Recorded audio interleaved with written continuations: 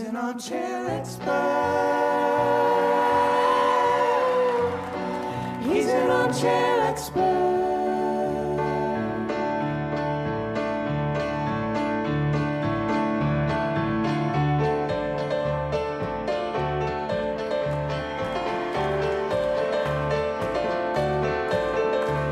When I was just a baby, my mama told me, son, always be a good boy, don't you ever play with gun. But I shot a man in Reno just to watch him die. And when I hear that whistle blowing, I hang my head and cry. After midnight, we gon' let it all hang down. After midnight, we gon' chuckle and shout. Gonna stimulate some action.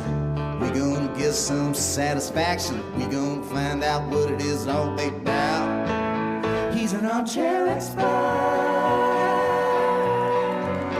He's an armchair expert. Jolene, Jolene, Jolene, Jolene, I'm begging of you, please don't take my bed. Jolene, Jolene, Jolene, Jolene, please don't take him just because you can. I'm crazy for thinking that my love could hold you.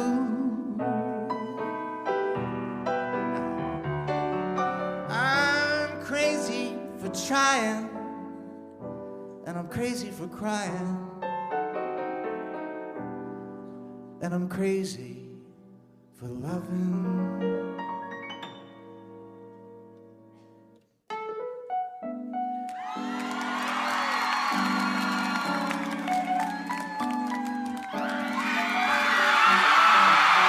He's an armchair expert. He's an armchair expert. He's an armchair expert. Oh, Bob Mervac, Isabel, Tim and Parker. Hello, Nashville. Thank you guys so much. Guys, thank you. You guys, there's a future armchair on board in the audience. Oh! Congratulations. This is wonderful. Thank you guys for coming to the Late Show.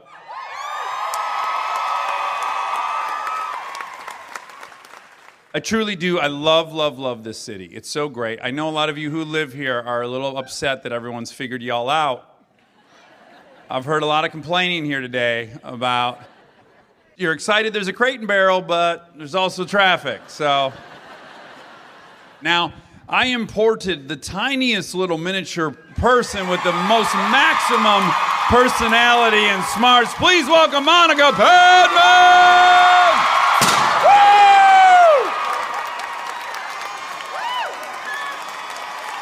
Woo! Did anyone get hit in the face? Whoa! There's not like a glass chandelier in here or anything, is there? Now I'm gonna try. Not anymore. Now, guys, we only wanted to come to Nashville if we could bring someone out that would really get everyone's penises at attention. Wait, before that, you can't not do it. He forgets this every time.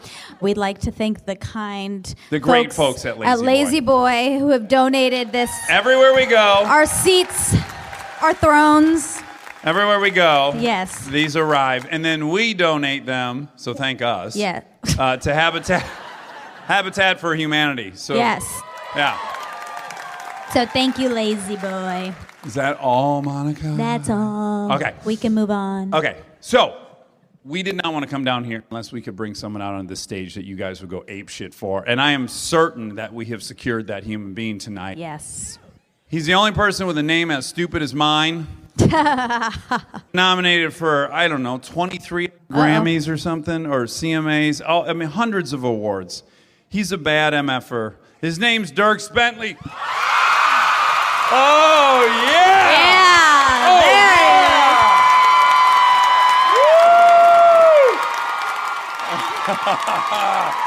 Welcome. Mr. Bentley, please join us on our lazy boy couch. It's a nice quality couch. Good support, yeah. Back feels good. Yeah.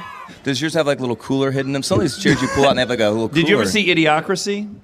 No. Oh my God. We're off to a great start. It's a Mike Judge movie about the future. Everyone's Yes. turned stupid, and my character has a lazy boy with a toilet in it. Oh, it's amazing. It's like the movie WALL-E's more like kid version. My TV stopped working for adults about 11 years ago. It doesn't play those channels anymore. It's all just mostly for the kids. So I missed a lot of recent culture. I'm told that Netflix has an awesome algorithm whereby if you like Peaky Blinders or any of these shows, they'll suggest other ones that you'll also enjoy. When I turn it on, it suggests fucking Paw Patrol,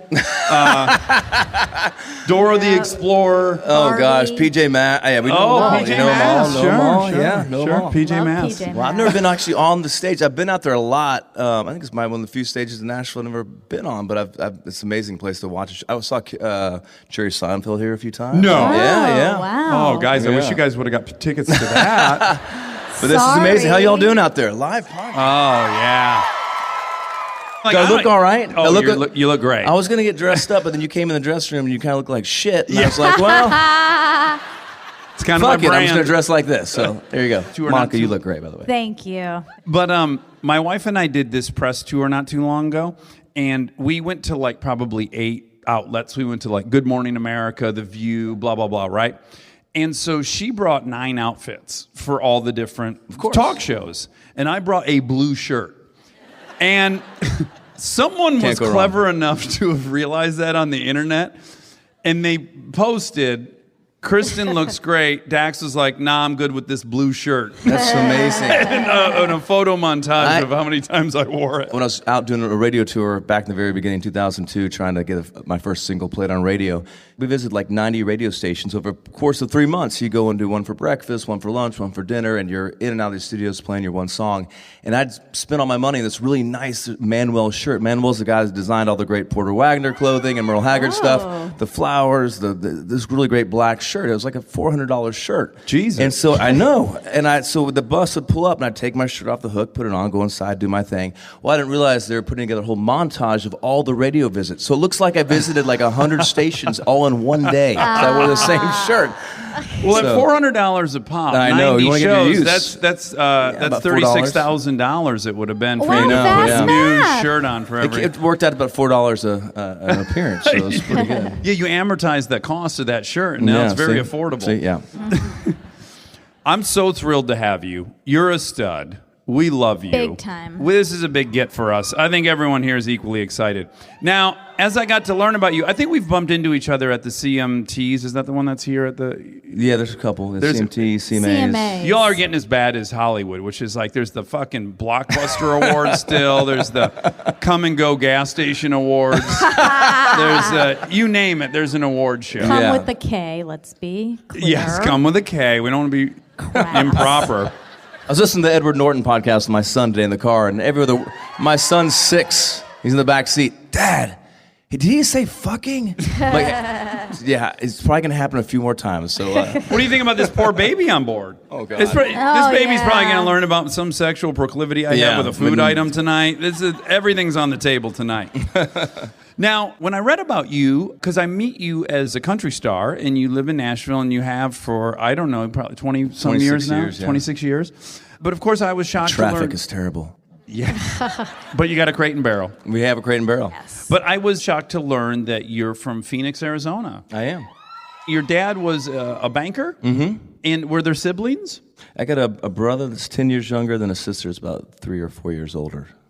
Okay, so you're middle child, but not in the traditional sense. So my dad was 51 when I was born. My parents are 20 years apart. So he was 61 when my brother was born. And so I feel like, yeah, he's my younger brother. Obviously, we're really close, but I had a kind of definitely older brother, dad, almost relationship with him in some ways. You know. Yeah. I was going to a lot of the pancake breakfasts, as a elementary school with him and stuff.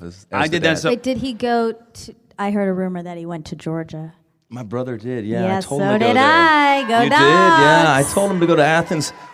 Yeah. Nashville, when I got to Nashville, it was a totally different city. It was not a very fun college town. Yeah. So I was like, you need to go somewhere really fun. Nashville's like, I don't know why people are even moving here. I meet What's so many here? fans on the road, they're saying they're moving to Nashville. And I was like, why? We have nothing. Downtown's terrible. It's No like Crate and a lot Barrel? of crime down there, and there's no Crate and Barrel. And you need to go to Wait till Athens. there's a Crate and So Barrel. he went there. Now, of course, Nashville's like the So it city. fun. But yeah, back then it really was. Yeah, I used to come here a lot. I worked for General Motors, and they build the Corvettes in Bowling Green, Kentucky. And this is the closest city to Bowling Yeah. Green that you can fly into. So I was here all the time as a kid. And I got to tell you, it was the first time I was alerted to the fact that I was a Yankee. We'd go out drinking, and inevitably I'd hear at some point in the night, "Hey, you're a long way from home, you fucking Yankee." And I'd be like, what does that mean? I don't even know what that means. And now it's like, well, I mean, it's for me, it's like tied with Austin. It is just an awesome place. Yeah. But in Phoenix, I, as a kid, went there. Yeah. I loved it. I thought that's what California was. I got my first skateboard there. There were palm trees. The weather was Sidewalk excellent. surfer?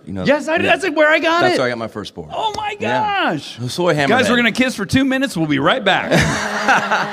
I got a Hosoi Hammerhead. I'm the worst skateboarder of all time, but yeah, I got my. I was way into that culture. I mean, I still wear a lot of like that kind of clothing, but Yeah. Yeah. I guess the overall question is, I don't associate Phoenix with country and Western music. Sure. Well, my dad was a huge fan. We're talking about Waylon. Waylon really got a start in Phoenix and Scottsdale, playing bars like Wild Bill's and JD's, and so he was Waylon Jennings. Yeah. Before he got signed by Chet in '64, he was playing all these bars in Scottsdale. He's actually, that's where his wife lives. That's where he's buried.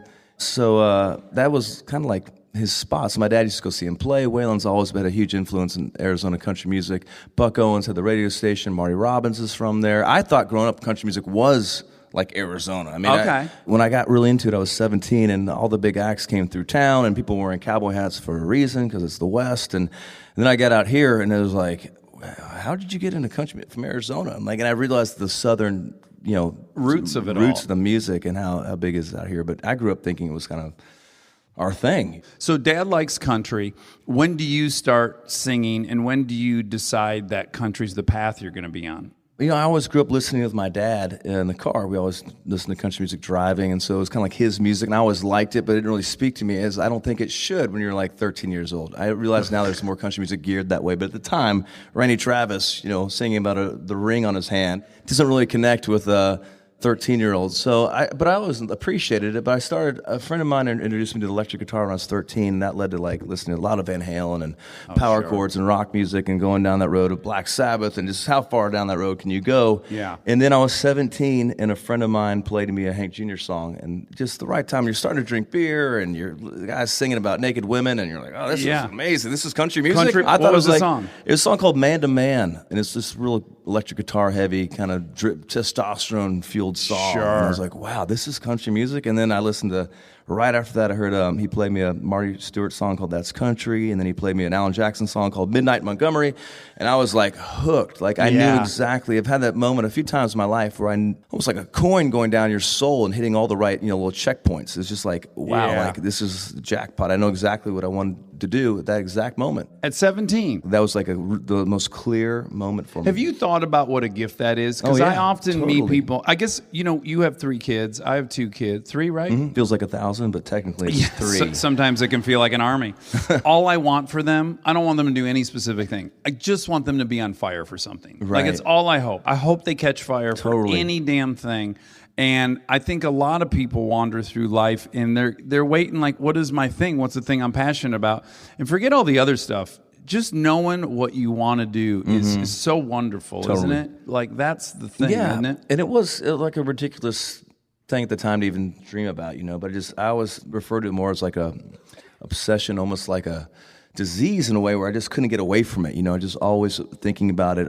Even when I got to Nashville, I went to school in Vermont for a year. Then I got down here. I transferred, went to school down here, and even when I got here, it was just like, how do I even begin to make this thing happen? I was just pulled to be here. And well, you and I have kind of a similar road to where we were at, in that it took a while, right? I mean, we'll get to that. But before we get to that, I just want to ask, what the fuck did you do that you got sent to military school in Indiana? A military camp from 11, 12, and 13 for 6 weeks at a time. My mom had a good sense to kind of get me away maybe from the group we were running with. We started partying pretty hard, like in 8th grade. And, oh, good. And so my sister kind of blazed the trail, good and bad for me, but she went there first. And so my mom's like, this is going to be great. I think she actually liked it. But I got sent away there. It's a good place for a kid to go. I mean, you got to like make the bed, like the sheet has to be pulled back this distance here, and bounce the coin on it, the whole thing. All your clothes. Do you still fold your socks in a weird way? All my clothes the 3-way they make you do it. Yeah. My cousin went to Howell Military School, I think also in Indiana. Yeah. And that motherfucker still folds his clothes like he's a GI. Oh, yeah. You'd be like, you were in all those uniforms. You're like 11 years old, and you're dressed in all this wool, and it's like Indiana summer, and you're parade dress for like an hour, and there's just like kids going, falling over left and right, just passing out. Yeah, it's the Middle Ages hair suit. It's a torture device. Yeah, you're scratchy. Yeah, it was. I mean, I learned a lot. Actually, my mom, she had a lot of good ideas that I was not for, but looking back on, she kind of knew what she was doing. So. Yeah. Okay. So you made it through that spell, and then originally you went to Vermont. Yeah. And did you snowboard or anything? I mean, literally, what would bring you there? I wanted to go to the University of Colorado Boulder because I love outdoor. I just love being outdoors. I always have. Yeah. I didn't get in, so I got into Vermont. So I was like, all right, I guess I'm going there. So, yeah. And I got up there. I got up there. It was like minus 55 and like October 1st, and I was like, wow, all right, this has really helped me push myself to get to Nashville. I know I need to like get focused. And when you went to school, because Vanderbilt, yeah. Did you go to Vanderbilt as like, this will get me to that city, and I know I want to be in that city? Yeah, I was really focused on what I wanted to do. And the first day I got here, I got an internship with the CMA. And I just kind of was downtown listening to all the bands play and was writing songs and just kind of attacking it from every level and like seriously focused on it. What'd you major in there? English. Yeah. Okay. Vanderbilt is a uniophile school. It's one of our uniphiles? Yeah, it's very exclusive. Now, when you were there, did you find your tribe? Did you like hang out with other musicians? Did you have people that were pushing you? Yeah, I mean, I just tried to figure the town out. It was a lot smaller town back then, and I was working for the Country Music Association, so I had access to these, like the fanfare where all the fans come in and hang out with their artists, and I was wearing a walkie-talkie, walking Shania Twain off the stage back to her bus at award shows. And then I got a job working later on at the Nashville Network, so I was working the tape library, so I'd access like 13,000 VHS tapes, and someone would say, hey, I need George Jones singing He Stopped Loving Her Today from 1982. Can you find it? So you had like this old computer, the green screen, and like George, and the floppy you disk. Find the tape, you put it in, you find it, you send an edit down to the people downstairs, and Alan Jackson worked at TNN as well, so it was always like, okay, I'm on some sort of path. I'm not really sure how it works out, but I think this is a good thing. But that job was so great because I was able just to focus full-time on music. I feel like I was working on my thing even when I was at work, and as opposed to other jobs I'd had where it was like kind of like 8 hours of not getting a chance to have any forward movement, Well, Monica just pointed this out in our last show because we were talking to Martina, and I was saying, with endeavors like yours or mine or Monica's or a lot of people, there's talent. You got to work on your talent, right? Yeah. You got to be a hard worker. I've never met anyone who they knocked on their door and said, hey, you want to be on fucking TV or you want to be, on stage? And then there's luck. Luck's in that pie, And I guess it's just being prepared and being ready for when that opportunity happens that you can leap at it. But Monica made a great point, which was Martina found her way into selling merchandise for Garth Brooks. Mm-hmm. So she got as close to the fire as she could, and you got yourself as close to the fire as you could, it sounds like. It helps to be obsessed with whatever you're doing, too. Like, I'd be down at a bar with friends, and I would start feeling mad at myself, almost like I'm just letting myself down by like being here and not being home working on something. So I'd like just walk home from like 2nd Avenue back up to like towards Vanderbilt. But you're working on the songwriting for really concentrating on that by yourself, and then you'll spend some months writing with other people working on that craft. And then I'm downtown listening to like BR 549 playing at Roberts and trying to get influenced by that music, and then I'm doing writers' nights on my own. Learn cover songs so you can go do your own gigs. There's so many little bit different buckets to fill. Yeah. Never ending, and it's still, to this day, there's I would endless normally work. wait longer to ask this, but I'm going to ask it Oh, now. no. Here we go. It's not sexual. Don't Oh, worry. okay. Those are coming.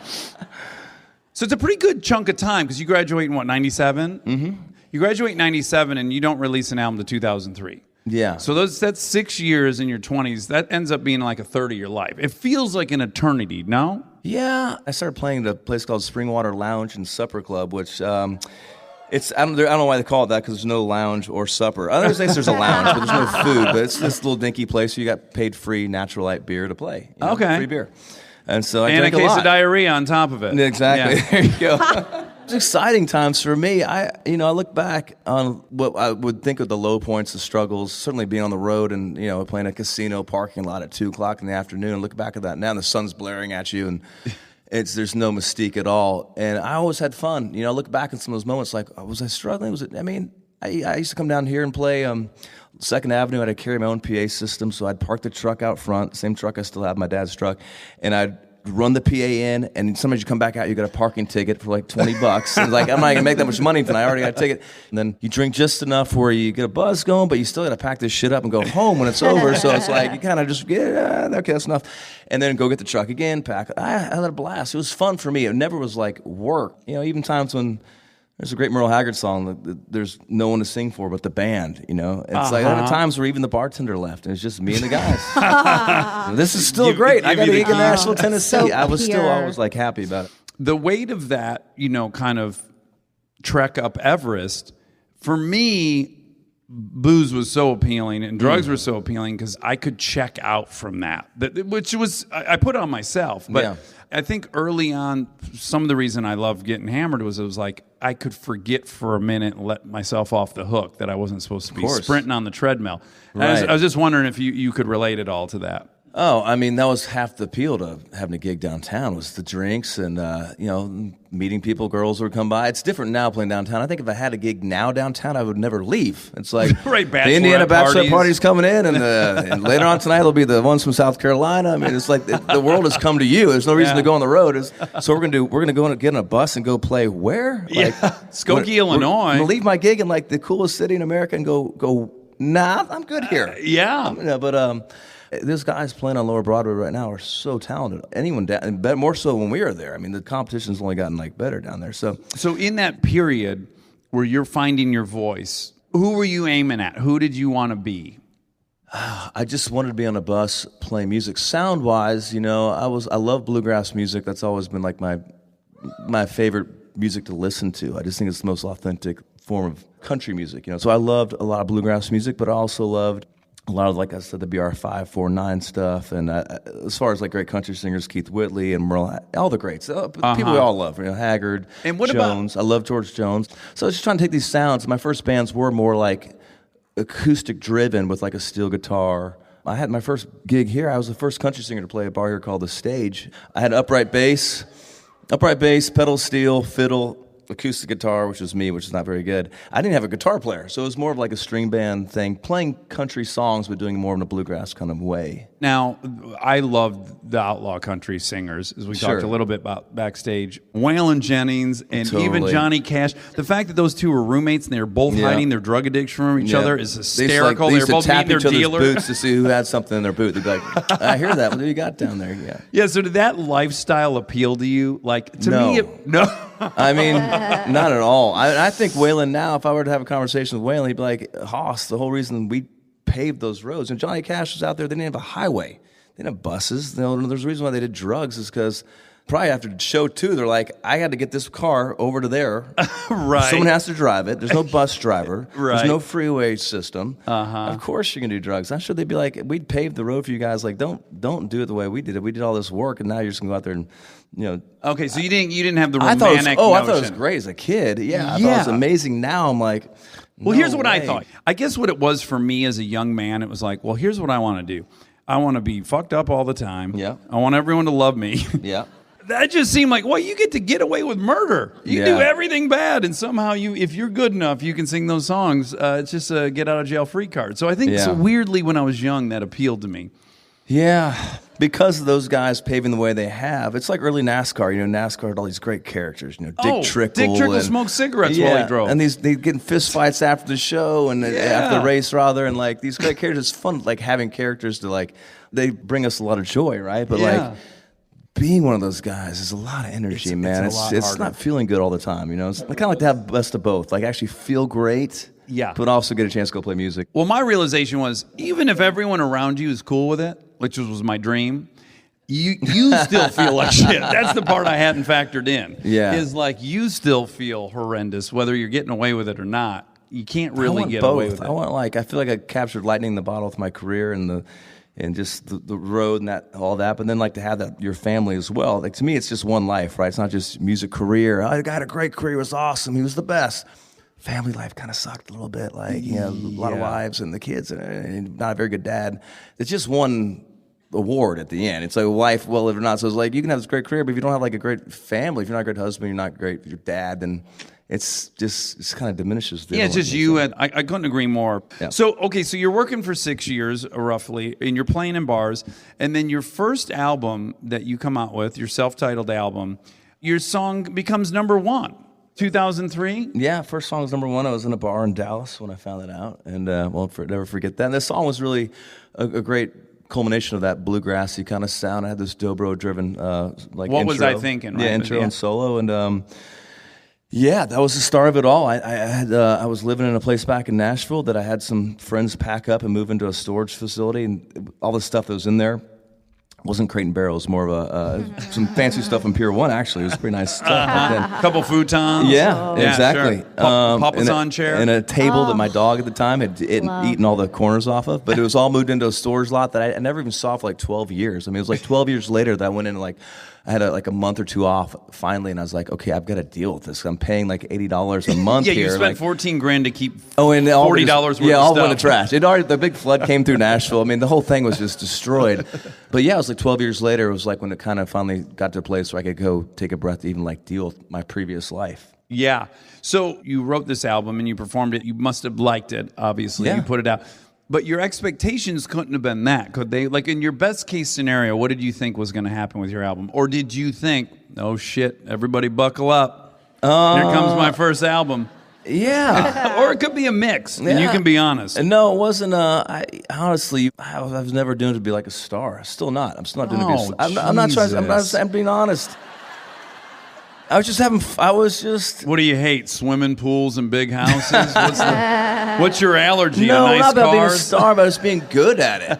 I just wanted to be that's good admirable. at it. Now, I thought it was a very authentic album, and I thought what we were doing on the road was like, there's a little bit of a chip on our shoulder. I was like, we did play, we would do 41 shows in 45 days. My W&E, who's booking me, was like, we're the band that would go try things. We'll send Dierks and the guys and let them figure out that the club's worth ever coming back to. I'd have a day off and I'd call Jay Williams and say, hey, why do we have a day off on a Monday out here in Jackson Hole? Can you book us? We're out here to play music. Isn't there an Elks Club you don't or want a something day we off? could He's perform like, at? there's a place called Moose. The Moose Knuckle? Saloon. Moose Knuckle's a different song. I have a song called Moose Knuckle Shuffle. You do? Yeah. Wow. I have a different band called the Hot Country Nights, which is a 90s country band. Oh. Is that where you air out all your naughtiness? If you follow a band on Instagram, you should follow the Hot Country Nights with a K. They'll satisfy all your debauchery, hip thrusting. Great. Multiple, they'll satisfy that. They'll scratch that itch for you. Okay. So, you kind of go, though, you're playing here in town, and now you got a number one song. I imagine that the venues are just getting bigger and bigger and bigger as you're on this tour. Is that happening to you? Yeah, we started playing clubs, and it's a great progression that a lot of people go on, where you can start playing these clubs, and eventually they sell out, and there's a big line of people coming to get in, and it's hard to believe, right? Yeah, it's great. Then you got to start playing the theaters and the arenas. And then you're on a bus, right? Yeah, you get your bus, and then you get your first crew person, which is great, Yeah. And then you get multiple crew, and it's, you get a trailer behind the bus, and then you get a motorcycle you carry in the trailer. Ooh. And then you got so much gear, the motorcycle has to go. Hard decision. And then the trailer's up to 3 axles, and it's really dangerous. You're we need to get a truck, and it keeps growing, but it's always so fun. And you celebrate all those. I feel very lucky that it was always 2 steps forward, 1 step back, and so all those little minor accomplishments of having. I remember playing Kane's Ballroom in Tulsa, and we had. Oh, wow. Yeah. We just mentioned states the rest of the time and Yeah. get great applause. It's the whole show. But I looked can't out wait the for- front window of the bus, and our crew were having a discussion. We had a front of house guy, and our tour manager were having like a conversation in front of the bus, and we're all at the windshield going, we have crew. They're talking about stuff. They're figuring stuff out about the show right now. Like, this is amazing. We have you know? logistics. Is it moving so fast? Because I'm No. sure you're like, it's not. It wasn't moving that fast for me. The first song was a huge hit. The second song wasn't. The third song was The next I think it album went 13-4. Third song was number 4. Third on the song, charts. yeah. Yeah, that's pretty good. Yeah, 4's good, but you don't. Yeah. You don't play 4 after a while. 4 gets out of the set list pretty quick. You know, it's like doesn't stay around very long. Stay tuned for more live show after this exciting commercial break.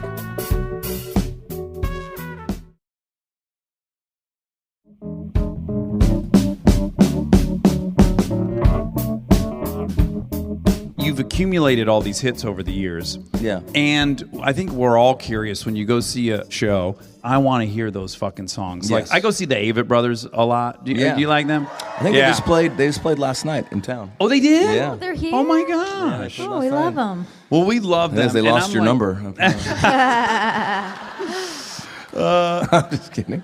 By the way, that's the pretty closest I've had to experiencing your lifestyles. I've got to like hang on their bus, and I'm like, can I see? I'm going to ask my Yeah. wife if I can just ride with you guys up to Yeah. San Francisco. I'll just fly home. I just want to ride on that Yeah. bus. Yeah, bus is I'm fun. still enamored with the whole thing. I could be on the road for like 3 months, you know, a hard tour. When we come back in town, I see a tour bus somewhere. I'm like, where are they going? You know, they need that's somebody. so cool, like a bus. Same way. But I was wondering, as you play those songs, are there ones where you're like, I'm going to play that song? Or do you feed off the audience? Do you tap into their excitement Yeah. over hearing it? Yeah, I mean, I feel like you're going to give me the swimming pool thing here again, but I actually like singing all my songs. That's good. Yeah, I mean, I think there's some advice early on, like, you know, make sure you pick a hit you can live with. Just don't cut a song because it's a hit. Make sure it's one you actually really like because you're going to live with the rest of your life. But yeah, I have some songs that are like kind of fun songs, like 5150 and Sideways. I don't sing those songs when I'm by myself, like at home. It's like Right. a glass of whiskey could use some ice. Like they Yeah. needs the crowd participation. It needs a few drinks and everybody, and this song's gonna be great. Yeah. Just like me acoustic, maybe not so good, but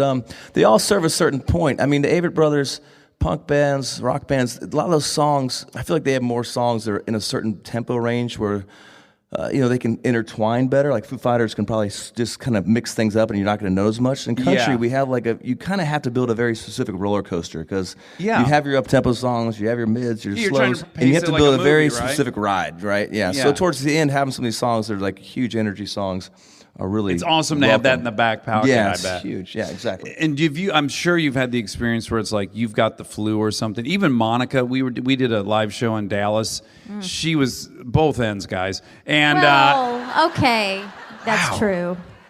I looked at her true. before we walked on stage, and I was like, "Should I take you to the hospital was right now?" rough. I went into 7-Eleven and got you like a bunch of Imodium. Well, he got and- me a Three Musketeers, which was sweet. but and she didn't want not it. very really gonna helpful in the moment. But we walk out on stage, and then all of a sudden, you're just like, "That's I'm an atheist, but." Something's happening. Something's yeah, happening. yeah. I can't explain. There's some interconnectedness with yeah. human Energy beings. There's exchange. Yes, and it's so fucking beautiful. And I watched Monica, who was on death's door, walk out, and all of a sudden I watched like, oh, Monica's on fire. She's like she's at a 10 Alive. right now. Yeah, Yeah, it's I amazing what a combination- borrowed energy from Yeah, the crowd. that's that thing. It's amazing. Just taking this person's energy over here, and you're almost like a mirror. You're just like, I'm gonna take that person's energy. I'm gonna shoot it up to that person up there. I'm going to ignore the guy on his iPhone. Yeah. Yeah. Skip over that. But yeah, and I think a combination of fear and just the kid in you, like you walk on a stage and you just like, Do you get anxiety even before your shows get- or not at this point? I get anxious. And I don't get nervous. Early on, I learned that, like, to take that nervous energy and just make it like just anxious, because energy is good. Yeah. I feel like I'm always needing more of it. Yeah. And so just to like, okay, this is good. I'm feeling something. This is an anxious thing. It's not like a nervous thing. Right. Have you ever forgotten the words? All the time. Like, All the time. a couple of my band guys are out there. They can tell you. I'm rewriting my songs all the time. I refuse to get a teleprompter. I can't do that. But yeah, you kind of it makes it fun. I think even people appreciate some breaking character from time to time. But we played a gig there tonight. We hadn't played in like 10 days, which for us is a long time. And you just walk out there. It's like you start thinking, what if I just There's a lot of words. I don't have a very good memory to begin with. I think Jaeger bomb stole half my memory over the course of my lifetime. Like, what if I just walk out there and then you can't think about that. It's like just all muscle memory. And there's times like, I can't think of it. You just start pressing the air and something happens about right here where you get the word out. It's almost like a physical muscle memory thing over like, I don't know. There's and then it takes over, right? Yeah. Now, I would imagine that it can get... Next show, I'm going to be like, don't forget the words, Monica. I know. I'll be in your head. What is your creative process? Do you get this thing? I listen to a lot of Stern interviews, a lot of musicians. A lot of them will talk about like they're in the shower and they like, boom, get a whole download like it came from outer space. Or there's other people that like workshop it with their group. How do you come up with songs? Is there a pattern? You know, there's... I've tried to really make albums that have some sort of theme, you know, and I try to be really honest. I think same thing I teach my kids is just like, I don't know. How important is it to say, I don't know, instead of going into a project and be like, I'm going to do this, just saying, I have no idea what I'm trying to say right now. And you're not scared of Not being scared of that, because people will try to imprint something onto you, but I can tell Cassidy that, like, I don't know, well, we'll still figure it out, just being really open. I think that's kind of a dumb thing to mention, but it's the most important part of the whole process for me is just being a blank slate. And just taking a tiny seed of an idea and just kind of holding on to it very closely until it gets a chance to germinate a little bit before I share it, because it can just get stomped on, and you'll be like, yeah, that's a terrible idea. I don't know why I thought of that if you share it too soon. Yeah. And then just let it go. But so like the last... I had an album, my dad had passed away, and my son was born. I thought that was kind of interesting. Wasn't really sure what that could be. And then the song Riser came to me that I did not write. I was like, wow, this could be something. And I feel like every album gets a little closer to being like a whole piece or something. This last record is called The Mountain. I'm from Arizona. The mountains mean a lot to me. This whole business is a mountain, a climb. I like that metaphor. Camelback Mountain. I used to start climbing when I was 4. Yeah. What is interesting about country music and about Nashville is like you got to come here. Not unlike you have to go to Hollywood to be an actor. But when you get to Hollywood, you're free to be a hillbilly or urban or any darn thing. They need to plug in every kind of person. So you never feel like, oh shit, I don't know if I'm the right guy to be here. Mm-hmm. Did you have any like imposter syndrome? I totally connect with that all the time. Yeah, I mean, you feel that way. I think sometimes playing like smaller venues too just can bring that out. We played a club there tonight for 120 people. It's like, and I hadn't done it for a little while, and you get used. Charles Barkley was there, right? Charles Barkley showed up. No, really quick. Did you know he was coming? I didn't know he was coming. That could be hugely distracting if you're fucking playing and a Wilt Chamberlain standing there or something. What the hell's Wilt Chamberlain doing here? I feel. Did you think Barkley's here tonight? Did anyone see Barkley? Oh my God. He might be. He's following me around. But is it distracting? I think the whole thing. What's great about it is like you just have to like fight that. On stage, you have to like deal with those voices like in real time, and that's where a lot of not to get weird, but a lot of growth comes from that because you're just like it's like I am up here, maybe sober, and like I can't use that to get over this. I had to get back that night, and we were flying back, and you just find a way to work it out and get the confidence back and just quiet those voices down. Yeah, you're at a show where people paid to see you come out, and still you're going, are they with me? They don't like me. Like it's like they're here for you. Like but you have to work that out in your head for sure. You brought me a book, which was really sweet of you. You brought me a book, and it's about basically, as I understand it, just from the title, inner engineering. Yeah, and it's about that the answers are on the inside, virtually, right? Yeah. Now, the fact that you have that book and you gave it to me leads me to believe that. Perhaps, and I project a lot on this show. It's one of my shortcomings. But we have fantasies of what it's all going to feel like. I had fantasies. Yeah. I thought if I was ever on TV and I had money, I thought I was going to feel a certain way. I was certain I was going to look in the mirror and go, you handsome son of a bitch. You are so talented and benevolent and wonderful. And it didn't happen. And I feel blessed by that. Because had I not got that shit I wanted,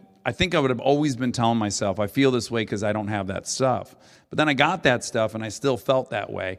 And that's a big gift to be given, to have all the shit you want and to feel miserable because you can really kind of start going, what is it all about? Yeah. Did you have any of that where you're like, I should be feeling a certain way? Yeah, I think, I remember being on an award show where I won something and, the new artist of the year and it should be like the best night of your life. And you just look around and you're like, I have like no one to share this with, and like that's fun. But for me, obviously, it said something about myself where that's really important. It wasn't about necessarily the hardware. It's just about sharing all not just the award too, just the whole journey, the whole ride, that Yes. was so important to me. So yeah, I definitely had those feelings, and I think even now I've been really lucky and a great career, but everything's more meaningful. I look back on the shows I played on the road this year, the ones I'm going to remember, the ones where they were all out there on the road with me messing around, and I found a way to incorporate all my kids into the show. One of my kids will sing during the bluegrass set. And we do it at 6:15. One of my kids dresses up like a version of Doug from Hot Country Nights, and she comes up on stage. We have a little bit where I'm in the middle of a song, and this girl who works on our crew breaks into the show, and she goes, "You don't remember me?" I'm like, "No, who are you?" She goes, "You don't remember me from behind the Applebee's 8 years ago?" I'm like, "Oh no." She's like, "Yeah, he's yours now," and it's a pretty good bit. And then my oldest daughter will sing during the main show, so they're all out there. That just makes it so much more. And it's done in a real kind of like sly way where you wouldn't really even know if you weren't paying attention. But for me, it has a lot of meaning. My kids have become like life rafts for me, where they remind me, I got a much more important job that I got to do good at, and it fills me with so much esteem. Like all the shit that I wanted the other stuff to fill me with, these little fuckers who are here in town, and they ruined Kane Prime last night. The hotel's probably on fire right now. Yeah. Those little shits, boy, they give me all that stuff that, what we say in AA, the God-shaped hole, in my case, was like that. Oh, man. Yeah. I mean, what they say about parenthood, it's not a lot of fun, but it's a lot of joy. There's a lot of joy that comes with it. It's a lot of work. But they do. It's... You have 2 daughters and a boy? Yeah, two daughters and an 11-year-old, a 8-year-old, and a 6-year-old. But you really fucked up because one of their birthdays is Christmas Day. Yeah, you planned that time that wrong. 1 She December. reminds us all the time. It's like on Christmas Day. She's like, guys, come on. But they love the road. It's funny how kids, it seems unmanageable at the time. You get into country music, this is great. I'm in a bus and be gone all the time. Then you get married, you're like, wow, I'm gone a lot. Yeah. And then you have kids and you're like, well, I can still make a Monday, Tuesday feel like a weekend. And then they start getting really busy on the weekend. My son's playing hockey. I'm an assistant coach on that. And it's like weekends are important, right? Yeah. So you're like, guys, you want me to slow down? You want me to kind of think about retiring? And my oldest daughter is like, you can retire in 2088. And I was like, I'll be like 104. We need some medical breakthroughs between now and then. So you're saying you like the road. So they love the road. I watched a video today. Your boy's in one of the videos, is he? Yeah, I did a video for a song called Living. Which is about the difference between being alive and actually living. And I was like, this three videos. This guy's leaving. He's like, man, this is so boring. Well, he knows his wife's going to ask to get her pregnant tonight if he doesn't get out of here. Yeah, it was actually the most fun video shoot of my life because for 2 days we're just going to do everything we would do on a day off, but on steroids. So it was like bumper cars, go-karts, laser tag, water slides. I mean, we just did everything in a 2-day period, which got me in a lot of trouble with my other kids. They're like, what the hell, Dad? What's our thing? Yeah. So I'm still scrambling actually to make up for that video. Now, you had 2 daughters first. Would you have kept on going till you got a boy? Would you have gone 5 deep? Were you in search of a boy? I definitely wanted a boy. I think I subconsciously probably wanted a boy first just because I feel like I probably knew that better. But I mean, any of my friends that had a daughter first, I'm like, that's the best thing that ever happened to a guy for sure. It's just totally changes your softens your heart, just beats it up. You have one girl, I kind of wanted to have a second one so they'd have sisters, and then a third one I was maybe hoping we got a little boy. So. And you did. Yeah. Now, when you move in these different worlds, you're in Nashville, you have this community and this whole industry based on music. When you go to Hollywood, what is your take on that? Hollywood? Yeah. Now, I mean, I still appreciate every TV offer I get. It's just I've had chances to audition for some stuff and TV things and stuff, and it's just it's tough to get out there and you're driving 5 miles an hour from the airport. Yeah. Well, you ride a motorcycle, right? I used to. I know you ride. Do you have a place where you go to get away from cars? He goes in between cars. I cannot. My daughter's you can't ride motorcycles. My daughter Jordan's you just can't do it. It's off the table. She took it off the table from me because I used to ride. I had this CX 500 I bought for $500. I used to drive it from Nashville to Opryland where I worked, and it's I look back on that now that's crazy. And the town's gotten so busy where you just can't find a place there's a Natchez Straits Parkway, which is a great place to ride, but it's just hard to get to. Right, because you can't lane split here. In California, you can lane split. You can drive between the cars. Right. Thank God. God bless California for that alone. You and guys all need the fresh drones. chaos. You need like those drone that's things next. that are coming because that's gonna be the way to go. But yeah, I've done a lot of. We did a charity motorcycle. It was a motorcycle riding concert. It was so fun. We did it for 10 years, and we raised a bunch of money for the Vanderbilt Children's Hospital. And we'd ride motorcycles all throughout the countryside with the police, who were amazing. And then we'd put a concert on. I did it for 10 years. Nobody got hurt. Yeah, and I feel like 10's a good number. I was like, let's get out while we're still ahead. Now, you're a pilot. I am And you're pilot. for a real pilot. You can fly a twin-engine jet. yeah. You're like certified for Yeah, that. yeah. Okay, I'm going to get into your childhood. You're going to tell us something bad, whether you like it or not.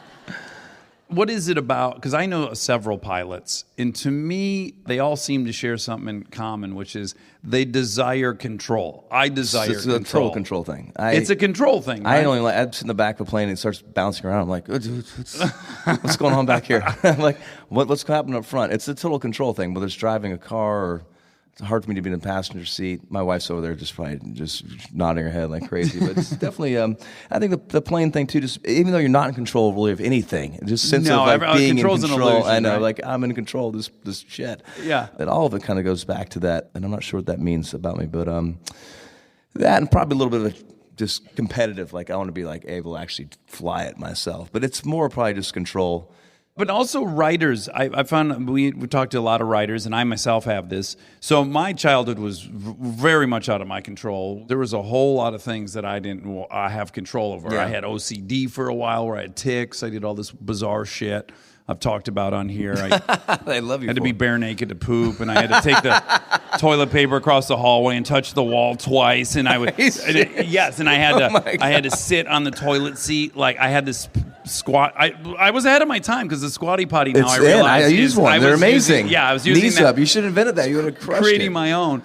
But, I later learned these were all bizarre ways for me to control these little things in my life. And then writers, so often when we talk to them, they have that too, where it's like, you have total control over this world you're creating, and everyone does exactly what you want them to do. And obviously you write music, and even the people that sit in their fucking room and learn guitar, like that is so tedious. It requires so much alone time, concentration, obsession. Yeah, I think for me the aviation thing, it was a big deal because without it, I probably would just not be able to do music anymore. I just having 3 kids and this home life that's so important to me and active, and being able to do both things is like kind of a requirement for me at this point. So you fly yourself to shows? Yeah. Oh, that's bonkers. And the guys in the band come too. Oh, so never, it's like, never. Yeah, I let Monica fly us back and forth to L.A. Or Rob. You'd be the one being like, I can fly it even though I've never taken a lesson or I'd done fly anything. the shit out of an airplane. We have Do this you long-standing think- debate. We have a big debate about this. Yeah, about if I have this fantasy on a commercial airline that both pilots, for you're whatever reason, the guy. I think every guy has that fantasy. Is that a Yeah, common? it's like I'm ready. I'm always ready. I got the aisle seat. But no, we can go up and down. We can go up and down. There's a lot of times I can go play a show and I'll be like shotgunning a beer at the fan and stage diving, and then before it's midnight, I'm back in my bed. So you can be 2 places at once, which is I've said it before. Like I'll be shotgunning a beer, and like 7 hours later with my 5-year-old, then I'd be like doing the twirly baton, like in the Mommy and Me class. I'm like, if these people only knew what I was doing like 7 hours ago. But you're able to bounce back and forth, which is really helpful. Kids are the great equalizer, right? I mean, actually, Keith Urban told me a story one time where he was getting ready to go on stage, and he walked on the bus. He's got his guitar. He's like, all right, girls, you ready to go watch Dad rock out? And they're watching a TV show. They're like, do we have to? And he's like, I'm going to go do my thing, and I'll find you guys later, maybe? Will you wait for me? It's like, they love what you do, what we do. We downplay it a lot. I mean, I don't have any plaques hanging on my walls or anything for anything I've done. Yeah. I try to. There's guitars lying around and stuff, but like, Where are the gold records? Are they like in the shitter or something? In the no, garage? No, they're up in the attic. They're in the attic. Yeah, This sounds very healthy of you. I want to make them healthy as possible, so when they move on, I can actually enjoy like my 60s and 70s and be like, Yeah. You want to get them out of the house Yes, at some in point. a good so my way. wife is Princess Anna in Frozen, Yes. and I don't know what to do. That's not my accomplishment, but I'll tell her. So she, they almost never go sing together, her and Adina, Princess Elsa. And so there was this event in LA, they're going to raise money for something, and like it's the hottest ticket in town for kids, right? Yeah. There's, it's like the Beatles came I can't or something. imagine, yeah.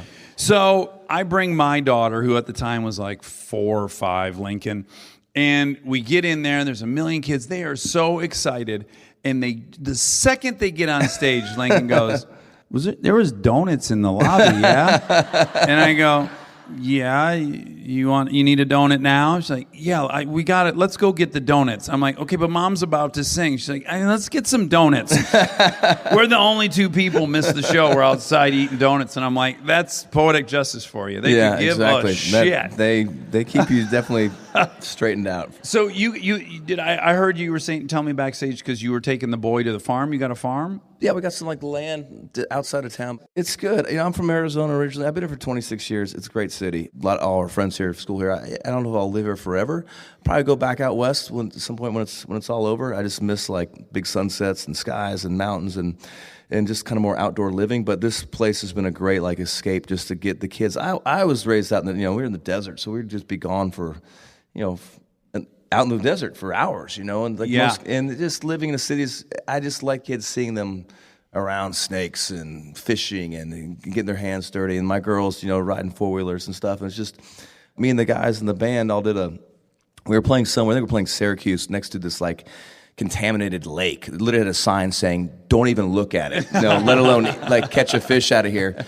And just eating on the road, we're like, you're always trying little things on the road. This just takes so much energy to do it and do it right the way we want to do it. So we decided just to quit eating meat for a year. We ended up doing it for like almost a year and a half. No meat, no dairy for a year and a half. Yeah. And I decided when I started eating meat again, I was like, I want to have more of a connection with the actual process, Right. So my dad was too old to really take me hunting back then. He'd already kind of had that experience in his life and wasn't really into it anymore. So it's been fun for me. Knox has got a little bit into it as well, but just I'm learning on YouTube, like, okay, like, how do we do this? Where do I start? How do you how do you cut that thing up? Because I want to do the whole thing on my own. Hold on a second. You've like field dressed a deer. Well, I did field dress an elk. I went hunting with Luke Bryan this year and got an elk, and it's actually in my freezer right now. Cottonwood falling like snow in July. That's a pretty good impersonation. But yeah, that was a crazy experience, because I hadn't had a chance to do that before. So. Yeah, the 3 hours of carving and cutting. The process, if everyone had to do that, it'd be a lot less people eating meat. Well, people eat a lot less meat. Because it is a lot of work. I mean, it's just the time you got to put in learning how to do it and try to shoot a bow. And, you're bow hunting? Yeah. Ted Nugent style. No Uncle flames Teddy. No flames on the end of the bow. Are you wearing a fucking loincloth like him? I swing across. Sweet boom-tang. Oh, no. Yeah, but you all put this work into it, research. You got to put a lot of time into it. And then it happens. Then you got to cut it up. You got to pack it out. You got to take it somewhere to be processed. Then you get to your house. Then just cooking. I'm not much of a cook. The intentfulness that goes into cooking meat. You got to think like a day ahead. Like, okay, I got to get that shit out to like thaw it out. Kids, you never know. Your schedule could change in a dime. It's like so now this great meat that an animal you killed and you're trying to honor by like doing it right. Yeah. The meat goes bad. It's so freaking terrible. Yeah. So but it's been a really great learning process. And just to come around it, we're actually doing it from like a real thoughtful and intentful ways. But my son, he's all about killing the deer. So he wants to see it take its last breath. Does he like Slayer and stuff? Is he like potentially demonic? We listen to I used to play hockey in a men's league here, but I had to give it up when he started playing more. But we listen to a lot of Metallica. It's fun having kids with music because they like country music. They listen. My girls love the pop radio. Knox, I get to like kind of educate him. I get to be Jack Black basically in the car. It's like amazing. Like, you want to rock it out? All right. Let me show you Metallica, Inner Sandman. I'm like, I get to be like the cool guy that knows all about music. So we listen to I probably listen to Inner Sandman 6 times a week, to and from hockey. It's like a pump-up song. So it's pretty fun. I wish you were my dad so bad. Oh, man, that's terrible. Not only are you playing Metallica, you're probably fucking belting it out. And it sounds perfect. My kids, I've introduced them to Hall & Oates. I'm obsessed with Hall & Oates. Oh. And they got to hear me sing Sarah Smile. I am so bad at it. I can't hit any of the notes. They beg me to stop singing. But they must just love you. No, I just get I'm like a human Siri, basically. Dad, Yeah. 107.5 The River. Like, okay. Dad, go to 106.7. Like I just take orders because we try to keep them off iPhones and keep them off iPads, and so by doing that, I become like the technology they use to get whatever they want. Yeah. They just yell at me, and I just have to go do it. But I'm kind of appreciative because we're on Hits One all the time with Sirius, because my girls love Hits One. Yeah. And I got to tell you, I'm loving Jonas Brothers. Boy, they got a song. I would have never found this song. Yeah. What is it? Stumbling out of bounds and talking and getting down. It's so good. I Yeah. find myself like singing this. I gotta plug I'm in a sucker for you. that song. I got Yeah. this long-standing joke. This was the highlight of my day today. So I've been telling my daughter Lincoln, I'm like, you think the Jonas Brothers are so fucking cool? They want to be me. He's like, what are you talking about? I'm like, they want to ride motorcycles and punch a guy out. Like, the Jonas Brothers want to be like Dad. And she'll be like, Mom, do the Jonas Brothers want to be like Dad? She's like, no. The Jonas Brothers don't even know your dad. They think your dad is embarrassing. So today, we were at my friend Huey's house in town. I'm pushing my 4-year-old on the swing set, and out of nowhere, she just fucking dove off the thing. She landed, got all wound up. And I go, what was that about? And she goes, the Jonas Brothers are going to want to be like me. No way. Oh my God. I was like, yes, they are. They are. They're going to want to be That's just like amazing. you. Have you guys had any like broken arms or anything like that, or stitches? Or We've had no? stitches. Yeah. Lincoln shut her finger in The door. a I've door had and that just too. blew Ugh. it up. I mean, it exploded. We picked our daughter up from school, and she did that and cast iron in the front seat. We just froze. We're like we found out we're the people that froze. Like that's what we do. We just like. I had to go around and run around outside around the door and like open the door for her. I mean, it was like in there for a while. We were just like. And they're looking at you like, what the fuck's next? Like we don't know. And you're like, I don't know. Don't look to us. And, like, This is your first time. situation and mine. going on. Like, yeah. We're both in this together. You have any ideas? Yeah. Oh. And it hurts so much more, right? Like I get crashed motorcycles and shit. I don't care. Everything's fine. I got Yeah. stitches in my lip right now. I don't care. She would touch her finger. I go, stop, stop touching your finger. It's just don't touch it. Like it hurt me way worse than anything that happens to me. I've lost all three of them. Made me lose years off my life. Our son broke his arm jumping off a loft, and my mother-in-law called my wife. We were out in Colorado, and she goes, "I think Knox might have hurt his arm." Think? I got to the hospital. I'm like, you think? Like, it's like You were on the fence about this? like a Second tire wrist. ran over it. And it was a small town, and I was able to be in there with the doctor and the two nurses as they tried to pull it back together. I went back to the doctors. He looked at X-rays and he closed his eyes and started pretending like a Blue Angel airplane flyer, imagining like the what he's going to do. He's like, okay, I'm going to pull back here, push forward. Okay, let's go do it. We get out there. He has like a plan for how to like reenact the brake to try to like get it back in place. Like I thought he's pulling so hard. I thought he was going to pull the hand off. I thought he's like, guys. Bad news, we got to fix the brake and we're going to have to reattach the hand because it just popped off. It's drenched in sweat. Like 45 minutes later, he got it though. He totally nailed it. Now you want to hear a dark secret? No. This is so bad of me. But Kristen was filling me in on the trip to the hospital because we literally just sat down with the Avett brothers, weirdly enough. We talked about them twice now tonight. And I got the call. It was like, she hurt her finger. What should we do? And I'm like, do you need me? I mean, we're about to. I don't know. Am I a bad dad? Like, you tell me. Do I need to be there or not? And she's like, no, I got it under control.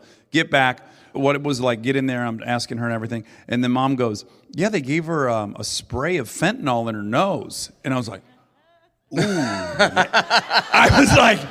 I was so jealous that she hurt her finger. I was like, what door did you slam it in? And you pop it, and you get a spray of fentanyl up the nose? Like, I went way on a little vacation for 2 minutes thinking about and landed myself in the same situation. Yeah, they gave Knox some like it's ketamine, it's like special K. Oh, sure, yeah, and they're like little K-hole, yeah. And you they're wake like, up with a stranger? The nurse is like, look, he's like his eyes are fluttering. He's like his brain's totally detached from his body. I'm like, yeah, we're in Telluride, Colorado. I'm like, yeah, I assume maybe one day he'd come here to like do drugs or something. I didn't think it was when he was 3. Like, Yeah. Oh, and I'm asking her all about it. I'm like, so they put that spray in your nose. What was that like? And she goes, I didn't know who I was. And I'm like, I know! Isn't that the greatest feeling of not knowing who you are? That is dark. You're like, isn't it a relief? Like vicariously living through your like 3-year-old daughter's like, hi. That is dark. Wow. Yeah. Proxy hit. It was a bonding moment It for was us. a very We both- special moment for you guys. Wow. We knew what it was like. You'll always have the She's like fentanyl. itching her nose. I'm like, yeah, it's itchy, isn't it? It's itchy. Scratch it. Yeah. Woo! Oh, it's terrible. That's You're dark. so That honest. is. Well, Dierks Bentley, you're such a bad motherfucker. I'm so glad that you joined us tonight. You guys, please give Mr. Dierks Bentley a huge round of applause. We're so grateful that you guys all came, and we would love to come back every year and see everyone again. So thank you guys so much for coming. It means the world to us. And I'm so excited for the future Armchair.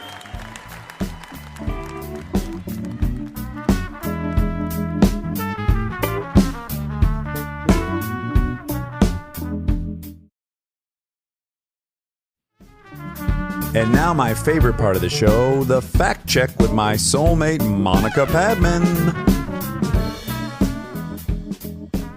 You know, I was gonna sing for the Nashville live show, and then I just didn't. Bailed Remember, I didn't. out. Well, I didn't want to practice. Oh, I yeah. got there, and I just felt like I didn't want to eat up any time practicing, so I wanted to see Huey. Sure, I get that. Plus, it would have been embarrassing. Yeah, Because Dierks is really good. yeah, he's a phenomenal singer. Yeah, it would have been embarrassing, but which would have been fun for you in Well, the crowd to see me embarrass myself. I don't like it when you. I don't know. I think you have a misconception about me. I don't like it when you're doing something embarrassing. No, I know you don't. We're too close. That's why you can't look at me when I do faces. and stuff. We're Exactly. close enough that you feel like you're making that face. Yeah, so it's not fun for me when you're embarrassing yourself. Okay. He is so cute. Dierks. Oh my god. Oh, yeah, he's a babe and a half. Yeah, and two halves. Yeah. Two babes. He's got kind of a swinging dick vibe, you know, like a good What old does boy. that mean? This is a cool dude. Oh, is that what that means? Yeah. I don't know. I do not know what that means. I'm asking Swinging for real. dick. Yeah. Well, I mean, unfortunately, if we really break it down, it probably means like you have enough dick that it can swing. So does it mean you're a Lothario? No. Oh. Well, you generally go like, he came in like a swinging dick, just mean like confident. Someone's confident. Oh, got it. That's and what it I'm probably asking. does mean that their dick's so big it can swing. It would be described as not, like not bouncing around, but swinging. Right. Swaying. This swaying dick came in. Yeah. Yeah. I'm going to miss all these things as we evolve. I really am. Well, why? Just that was swinging dick. What a great expression. Well, this swinging dick bounced through the doors, all kinds of energy. Sure. I don't know. It's just sure. it's just colorful. Yeah. I guess so. I guess so. But yeah, he was really cute. And I was a fan. Yeah. I have a few songs on my iPod. What shows were they on? Those I don't Because know. as we discussed, if people are not up to date, you generally get all your music from TV shows. I do. Yeah. But in this case, I don't think I did. There's a song I love called Draw Me a Map that I've loved since I was a baby. Okay. Just a Little one's tiny- years old. Tiny baby. It's really, really good. That and one come smelled. a little close. So I'm going to put an end to it because that. Okay, I so hope that Dax doesn't just get to farted. you. Well, hold on. And I it need the stinks. world- Well, no, you don't know that yet. Well, you told me it stinks it just does now. stink. It does stink. But Okay. I'm hoping you don't. I hope we're far enough apart that it'll Not come over dissipate. to me. Yeah. But earlier, you had to fart a lot. We had a guest, and I couldn't. I was holding my farts for 2 hours. Yeah. And I looked, I could feel that the look on my face was discomfort at one point. And I thought, I don't want her to interpret this as discomfort with her Uninterested. story. Yeah. Or that I was like, making a weird face Oh. based on something she said when really it was just, I was just fighting one off. I wish you just farted instead. No, in front of our guest? Well, you've done it before. on Don't act like accident. it's- It was regrettable. It was highly regrettable. And I apologized. Okay. I'm not trying to make a habit out of farting in front of guests. My goodness. What kind of show would that be? Well- People would be like, I wanted to do the show, but then I heard that he's just going to fart at will. Yeah. I don't want to do that. That's true. Go to That's a tiny little room and sit with a guy who's tooting for 2 hours like that masseuse my brother I mean, and I I've had. never smelt one of your farts. Ever? Well, as we know, you won't let me, but also, if Jess was there, I probably blamed it on Jess. Oh, yeah. That makes sense. The other day, there was a lot of smells while we were watching TV, but I definitely blamed it on Jess. Okay. But maybe it was you. It was probably Jess. Do you think I'll ever run out of poop and fart stories? I just got nervous that I was about to repeat a poop and fart story. Oh, you'll make more. There's an Okay. endless amount of poop and fart stories Okay. for you. Don't worry. All right. Don't you worry. Oh my God. Last night we were all hanging out at the Hansons and we all got on poop and fart stories for like 45 minutes. But I really like the one where a female had clogged a toilet and then pulled it out and threw it out a window. That's pulled it out with her hand. That's incredible. Okay. Actually, yes. Let's talk about Like, that's this. who I want. If the shit hits the fan, like if I'm in a bank and there's a robbery, I want her there. Well, if the shit hits the fan, it's harder to clean up Well, off yeah, the yeah, fan, then it's you know? over. Yeah. Listen to me. Listen. We were talking about clogged toilet situations Yep. in public. That's how it started. And then our friend said, no, if you're in that situation, you do whatever it takes. Yes, and I agree. No. Yes. You do not agree. I do. You would not have stuck your hand in the toilet, scooped up the poop, and shoved it out the window before coming out and saying, does anyone have a plunger? Well, first, you would have said first that. I would try to solve it myself, but it got to the point where many of these stories got to where they said to the person, "We'll handle it." No. No. So the Because person I who would rather clogged- have it in my pocket. If Hold there on, wasn't hold a on. window. We got to clarify a little bit. Okay. The person comes out of the toilet, they've just clogged it. Yep. And then they have to say, Do you have a do you have a plunger? plunger? And then in a few times in these scenarios, the person who answers says, don't worry about it. We'll deal with it. We'll call maintenance or something. Yes. And me and you both agree that's the worst response you could ever say to somebody who comes out of 1000%. the toilet and says, I need a plunger. Yep. You do not say, I'll take care of it. No, they don't want you to take care of it. Correct. You find them a plunger. Yep. And you Even if you go, look, I'll be back in 10 minutes. I got to run up to the grocery store and buy a plunger. Yes. That's still preferred. And then you sit here and make sure no one goes in. This would all be how I would want it. Exactly. But if they said, no, we'll handle it. No. I go back into the bathroom. I pick the poop out. I throw it out the window or I throw it in my pocket. I do something. No, I do not. you cannot put it in your I'll put it in my pocket. shoe and then put my shoe back on. I will not let a stranger or even worse, someone I know deal with my mess. I know. I mean, I feel the same way, but there might not be a window, okay? Or what if there's no sink? So, What does a sink have to do with anything? because then you can't wash your hands. Then you've stuck your hand. Your hands are covered in your poo. Okay. Okay. That's Okay. a Yeah. bad Sorry, guys. situation. Bad sitch. Anyway, so if anyone's in this scenario and someone comes to them and says, "Oh God, I'm so embarrassed. Do you have a plunger?"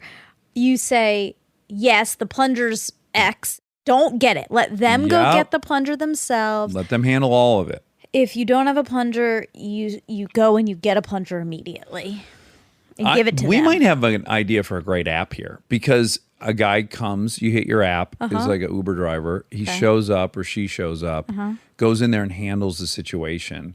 And then it's just a complete stranger and you don't even have to see them. At least the people you knew in the office don't see any of it. No. Okay, look, I like your ingenuity. My ingenuity that I'm a beautiful actress. Yeah. Ingenuity. But I think that idea is bad because if somebody comes, Would you rather have Charlie plunge your No. shit or a complete stranger? I already said that's not an option. But having a stranger come and then they're still looking like, who's this stranger walking through the door, or they're going to the bathroom. Well, I say, don't worry. I use the Fix-It app But for then toilet you're still, mishaps. it's the same thing as asking for a plunger. Then you've still told people like, okay, there was a situation and I handled it. It's the same thing with the plunger. But then the stranger, I still don't want that stranger Uber app guy to have to look at my poop either. But preferred. Preferred to Charlie, I guess, but Yeah. not preferred. No, I want to plunge it myself. Okay. What if the app was called In a Flush? I mean, I like that title. Kind of sounds like In a Rush, like you don't have time to deal with Sure, it. sure. In a Flush. How about the Uber driver just brings you a plunger? That's better. Well, sure. But what if it requires like some snaking or something? Snaking of the pipes. God. You know? I don't know. I've never had that scenario. Thank goodness. That's an extreme It is very scenario. extreme. Very That's- extreme. Yeah. Okay, Dierks. So you said that the closest city to Bowling Green, Kentucky that you can fly into, you said Nashville. That's right. Okay. He said Waylon's from Arizona. Waylon Jennings. He was born and raised in Littlefield, Texas. In late 1960, he moved to Phoenix, but he was older. He was born in 1937. So you want to do some math? Okay, yeah, so he was 23 years old. Yeah, he was 23. But he is buried there. In Arizona. Mm-hmm. How lucky those Arizonians. To have him? Yes, he's my favorite of all time. I know. Well, that's the song you were going to sing. He's the original Jay-Z. Wow, Yeah. that's quite the statement. He and Jay-Z are sharing the pedestal. I got in a fight with my brother over Christmas about Jay-Z What was the fight? because my brother doesn't think Jay-Z's like cool or good. Oh, he's trying to show that he's so into hip hop that he can take that controversial of a stand. But that's bullshit. No one thinks that. I know, but then We had fucking Tip in here, and he's like, "No, he's the god." They all say he's the god. Come on. I know. Yeah. But maybe because the new kids, I don't know what's happening with the new kids, the youngies. Yeah. Get Neil in here. I'm gonna. It's crazy. Neil. Okay. Neil, come, Neil, please. It was just his birthday. Let the grown-ups talk. Happy birthday, but let's not be talking about Jay-Z in any way other than that he's a god. I on planet agree. Earth. I was trying to say that, but I also didn't have like quite enough knowledge, so I bowed out. Oh, sure. That's what he was aiming for. I know it worked. He's the greatest lyricist of all time. Just whatever. Let's keep it moving. He and Waylon, okay? Oh my gosh. Yeah. Okay. It's Howell Military School in Indiana. It's called Howe Military Academy. Okay. But it is in Indiana. Oh. Private coeducational and college preparatory boarding school located on a 100-acre campus in Northeast Indiana. Well, my cousin Justin LeBeau went there. Yeah. And he folds his socks very specifically still. Oh, I know. I wanted to know what. It's like a That perfect is. square. Wow. Yeah. It's so I want to hot. see it. It's hot. It's hot. Even the socks are a perfect square? Yeah, they're perfect. And when you pull up in his drawer, it's just all these perfect squares. I like that. And then the shirts are too a perfect. Is the pants, shirts? I have no memory of what happened with the shirts and the dungarees and the underpanties. I just know the socks were very specific. You know what I wish? Tell me. I wish everything was folded to a perfect square the same size. So the shirts are folded into a perfect square the size of the sock that's folded into a perfect. So you can just like stack every single item. The problem you're going to get into is the volume of dungarees. But that's part of the folding. Like there's a challenge? special way that makes them tiny.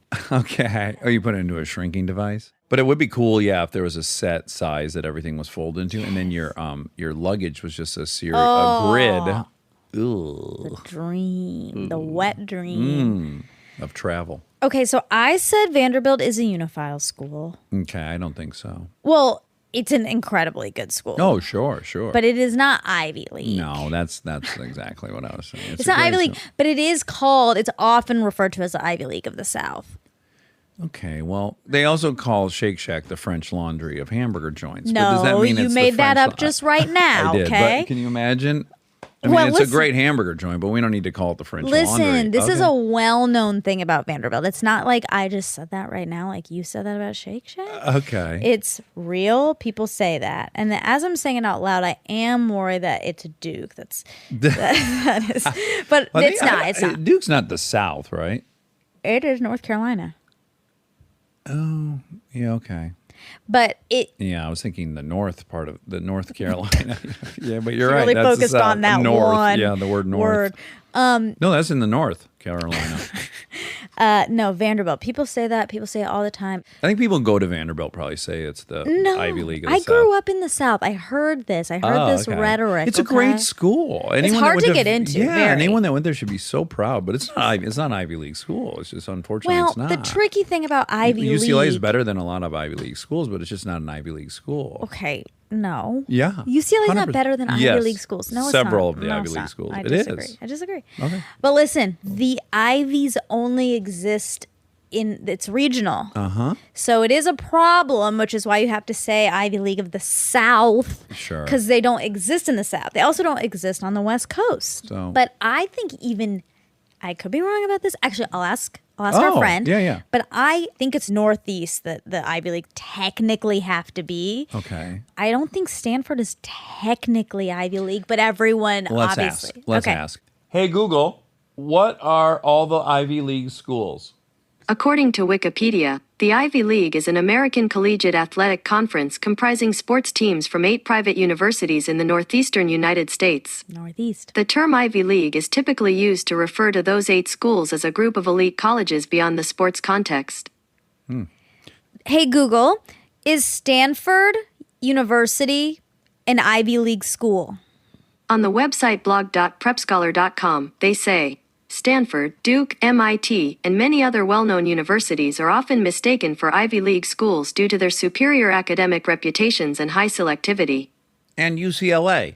Oh, thanks, Google. No. Yeah, did you hear her say No. in UCLA? Nope. So Stanford is technically not. Yeah. It's the Ivy League of the West Coast, just like Vanderbilt's the Ivy League of the South. I don't think Stanford needs that, that Moniker. Yeah, just like we don't need to throw them a bone. They should hope to be called the Stanford of the East Coast. You know what I'm saying? Stanford, like, you don't need to fucking call me Ivy League. We good. You know what I'm saying? We good? I guess. Yeah, but- UCLA, Stanford, Berkeley. Oh my God. Anyway, that's all. That was all? Yeah, there weren't that many facts in this one. Unfortunately. More laughs than facts. So many laughs. He was so good looking. He really was. His wife's beautiful too. What a gorgeous couple what they a are. pair. Yeah.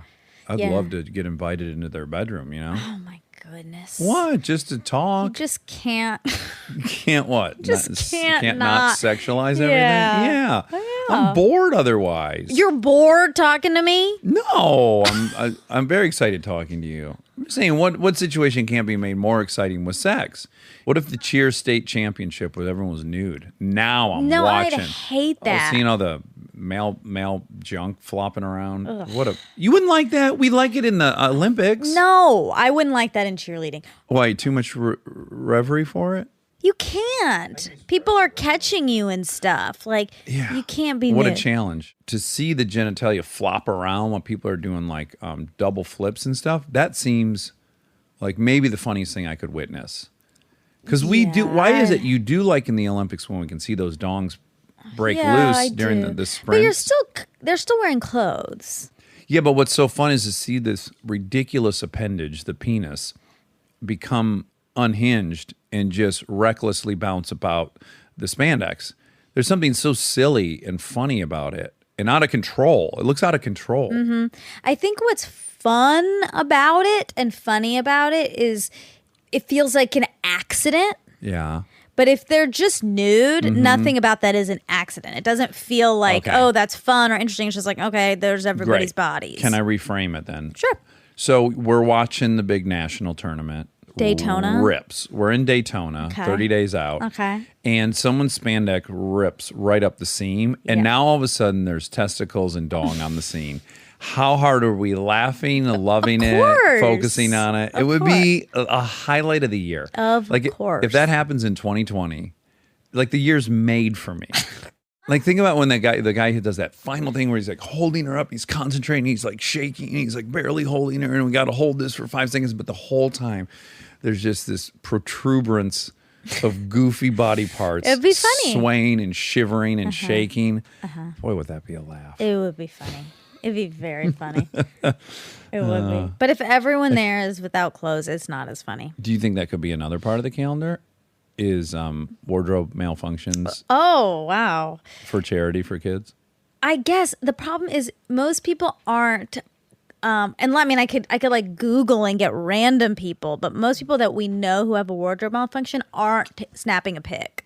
You're right, but can I tell you two of my favorites? One is, which you've seen, I think we've watched it together, is a gal on the bobsled team, and she's doing that thing right before they launch to get in the bobsled, where she's like pushing back and forth, and all of a sudden the fucking spandex gives away and it explodes. It's just What? gone. I have the not seen whole this. butt's out in 1 second, Oh, and then she no. hops in a bobsled. It's phenomenal. The quickness with which it disappears is unparalleled. I have not seen that. No. The other one, which is just a horrendous one, is a guy powerlifting, and he's got the unitard on, and he prolapsed himself, and he blows out the back of his singlet, and it's real horrific. Wait. It's a real explosion in back, and it tore the anus. Yeah, the anus was prolapsed. That big that it. Tore, It tore the singlet. These prolapses are only like they just come out a tiny bit. I don't understand how that exploded. He was at full exertion. Yeah. And then, I know, but an anus and isn't then it that became big. external. I need to look at. I don't this know if the prolapse tore the singlet or the overall tore and prolapse simultaneously to expose the prolapse. Did he pass out? It's a still frame. I don't know what happened next. Oh, it's a still frame. Yeah. I feel horrible for that person. I mean, we're worried about like having to see you clog the toilet. Yeah. And to be on stage in front of everyone with your exposed prolapse. Should we make an app for somebody who's in the middle of an extreme competition? Okay, a powerlifting competition. They can tell that something's feeling a little funky in their bottom area. So not as tight as they'd like it back there. Correct. And then they go onto their app, and it causes some sort of like a fire alarm to go off or something, so that within the building. Correct. Oh. So that he can have an escape and not have this horrible embarrassment. Yeah, if I were him, because it was his back's facing away from the audience. Yeah. Soon as I felt that happen, I would yell, "Active shooter!" See, and this is everyone what I'm would turn around and look, and then I would run off stage to that deal with. That seems like unethical. Really unethical. Yeah. All right. All right. Well, I love you. I love you. Bye.